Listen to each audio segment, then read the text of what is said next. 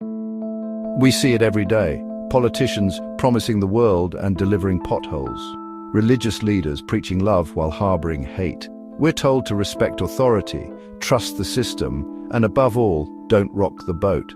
But what happens when the boat is riddled with holes and the people steering it are more interested in their life jackets than our well-being? The problem is, we're often blinded by the shiny surfaces of religion and politics.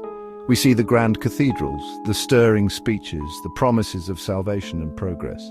We want to believe in something bigger than ourselves, something that offers hope and meaning. But beneath the surface, there's often a whole lot of, well, let's just call it stuff we'd rather not think about. This stuff is hypocrisy and deception, and it thrives when we're unwilling or unable to look past the carefully constructed facades. So, why are we so bad at spotting the bullshit? Let's dive into the messed up world of our own minds to find out. Our brains are amazing, but they're also lazy. They love shortcuts, patterns, and anything that helps them conserve energy. This is where cognitive biases come in. They're like mental shortcuts that help us process information quickly, but they also make us vulnerable to manipulation. Take confirmation bias, for example. We tend to seek out information that confirms what we already believe, even if it's complete garbage. Love a politician, you'll embrace their lies and ignore their flaws. Devoted to a religion, you'll bend over backward to justify its contradictions. Then there's selective attention. We only see what we want to see, and we filter out anything that challenges our worldview. This is why we can listen to a politician's speech and only hear the parts that resonate with our existing beliefs, even if the rest is a steaming pile of hypocrisy. Now, let's not just blame our faulty wiring. The system we live in is also designed to keep us in the dark. Education systems often prioritize obedience over critical thinking, churning out good little worker bees instead of free-thinking citizens. Media? Don't even get me started.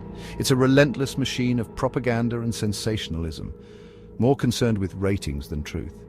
News outlets often have agendas, and they cherry-pick stories and spin narratives to fit them.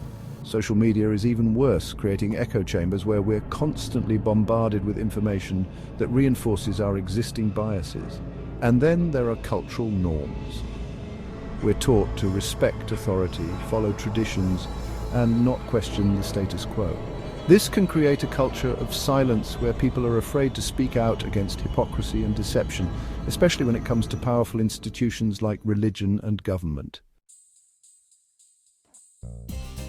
So, there you have it, a potent cocktail of cognitive biases, systemic manipulation, and cultural conditioning. It's no wonder so many people struggle to spot the hypocrisy and deception lurking right beneath the surface of religion and politics. We're practically swimming in it.